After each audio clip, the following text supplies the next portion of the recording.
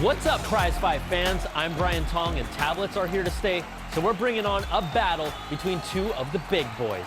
It's a Prize5 punch-out between Apple's 4th generation iPad and Google's Nexus 10. Our judges for this fight are senior editor Donald Taco Bell, senior editor Eric the Tank Man Franklin, and myself, Ding Dong Tong. Now we'll take all three judges' blind scores and average them out to the nearest tenth of a point. The final prize fight score will be an average of all rounds using the same system. Let's get ready to rumble. Round 1 is design. Apple's iPad 4th generation is still the benchmark for design for a premium tablet, even if it's a little heavier. Its all-metal body is sleek and sturdy.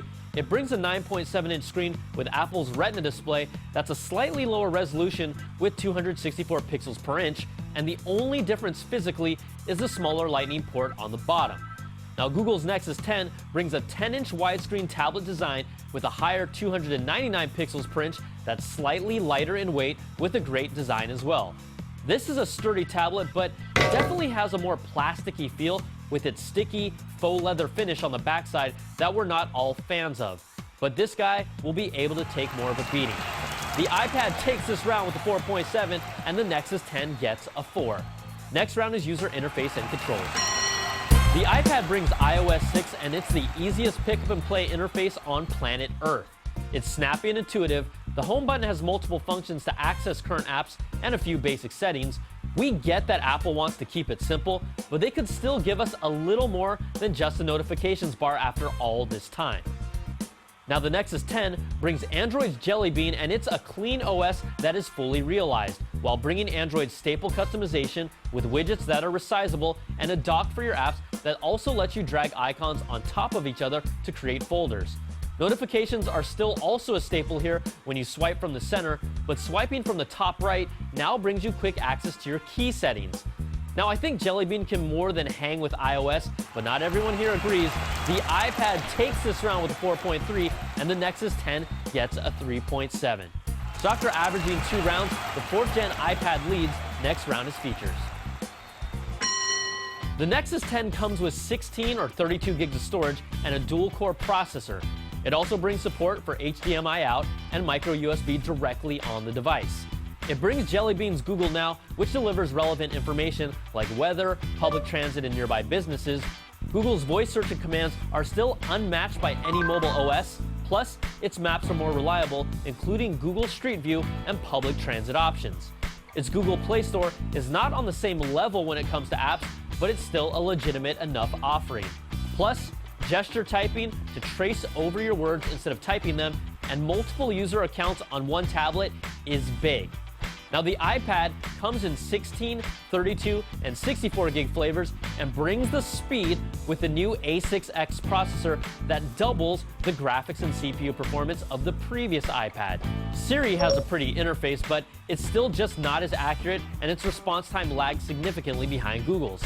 Apple Maps with turn-by-turn directions might work out for some of you, but in my uses, it's not even close, and it still has a long ways to go. AirPlay works best in the Apple ecosystem to play your content on an Apple TV, and Lightning is both a blessing and a curse.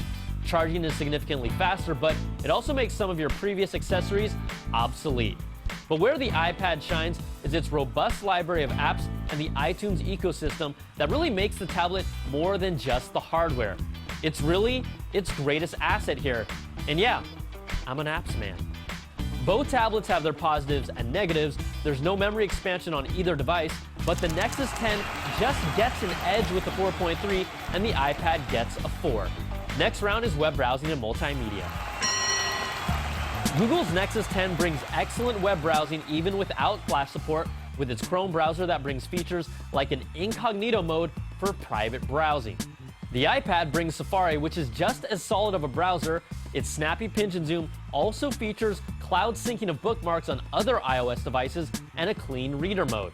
Video quality looks great on both devices, and the Nexus 10's widescreen allows you to showcase more of the content. I might give the iPad a slight edge with its color representation and black levels, even with the slightly higher resolution on the Nexus 10, but really, it's a coin toss here. Both tablets have front-facing and 5-megapixel rear cameras that shoot 1080p video. We'd give Apple's iPad just an edge when it comes to image quality from taking pictures and videos, but I would just recommend that you don't become part of that small but growing group of people that take pictures with their tablet. These are two of the best tablets for multimedia, and the iPad just gets an edge with the 4.7, and the Nexus 10 gets a 4.3. So after averaging 4 rounds, Apple still leads, but the Nexus 10 has closed the gap. Round 5 is performance. The Nexus 10 is one of the fastest Android tablets we've seen, but occasionally some apps take longer to load than they really should.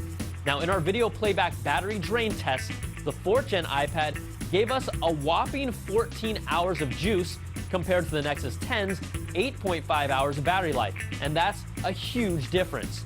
Combine that fact with the iPad's processor boost and snappy UI, and it's a hard combination to beat. The iPad gets a perfect 5, and the Nexus 10 gets a 4. After 5 rounds, Apple still leads. The final round that decides it all is value. The Nexus 10's 16-gig model starts at $399, and the 32-gig model is $499. The 4th Gen iPad 16-gig model starts at $499.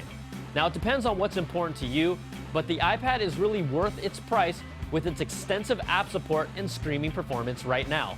Plus, it's a device that will hold its value over time when you're ready to resell it. The iPad takes this round with a 4.7, and the Nexus gets a 4. So let's average out all 6 rounds, and in a battle where the iPad jumped out on top early, it never let go, and the 4th generation iPad takes this battle 4.6 to 4.1 and is your prize fight winner. The Nexus 10 is no chump and is still one of the best tablets on the market, but on this day, it's the iPad who reigns supreme. I'm Brian Tong, thanks for watching, and we'll catch you guys next week for another prize fight.